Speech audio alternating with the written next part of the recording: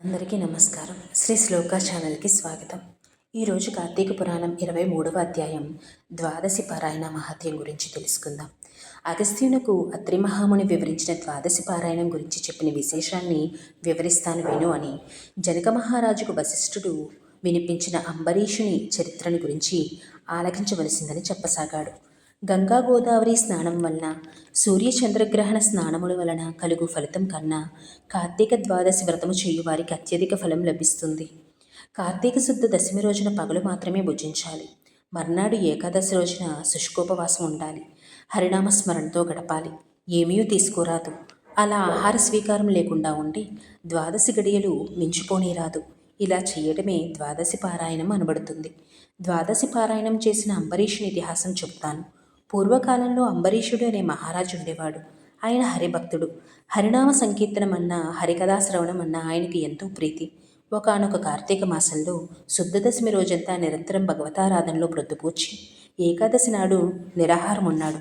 పచ్చి మంచినీళ్ళు కూడా ముట్టకుండా నిష్టగా ఉన్నాడు. ఏకాదశి వెళ్ళి ద్వాదశి గడియలు వచ్చాయి.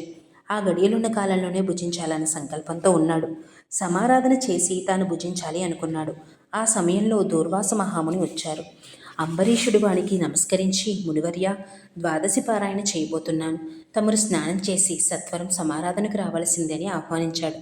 అందుకు దూర్వాసుడు అంగీకరించి నదీ స్నానానికి వెళ్ళాడు. అంబరీషుడు ఎంతగా నిరీక్షించినా దూర్వాసుడు రాలేదు. అతిథి అభ్యాగతులు నారాయణ సమానులు. ద్వాదశి గడియలు పూర్తి కావస్తున్నందువల్ల తరుణోపదేశానికే విజ్ఞులను ఆశ్రయించాడు అంబరీషుడు.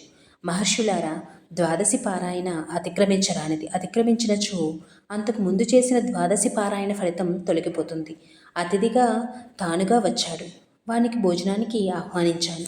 అతిథికి పెట్టకుండా భుజించడం గృహస్థ ధర్మం కాదు. అందున ఇది ద్వాదశి పారాయణ పుణ్యకాలం. ఇప్పుడున్న అట్టి అనాచారం చేయుట యుక్తం కాదు. దూర్వాసుడు రాలేదు.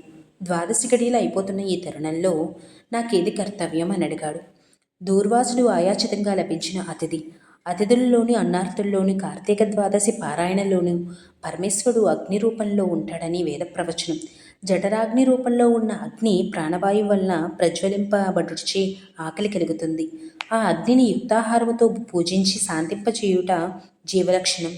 జీవుడు చేసే భక్ష్య భోజ్య చోష్యాదుల రూపమైన ఆహారమును అగ్ని ఆరగిస్తున్నాడు. కనుకనే ఇంటికి వచ్చిన అభ్యాగతి శూద్రుడైనా చండాలుడైనా వదిలిపెట్టి భుజించరాదు.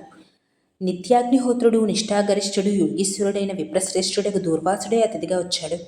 అతనిని కాదని ముందుగా భోజనం చేయటం వల్ల ఆయురారోగ్యాలు, కీర్తి ప్రతిష్టలు తొలగిపోతాయి.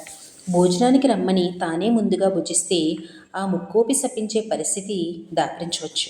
కనుక అతిథిని నిర్లక్ష్యం చేయటం, పారాయణం అతిక్రమించిన దోషం రెండు విపత్కరాలే అన్నాడు. కార్తీక పురాణం 23వ రోజు పారాయణ భాగం అంబరీష ఇతిహాస అధ్యాయం సమాప్తం.